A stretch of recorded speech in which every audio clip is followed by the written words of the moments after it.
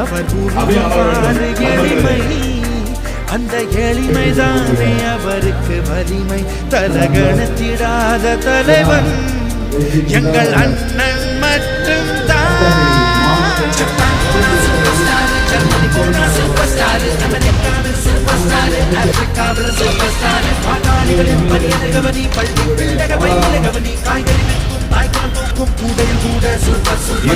கடவுள் யாருன்னு யார் பார்த்தா அத கண்ணில் காட்டு நின்ற சினிமாதா.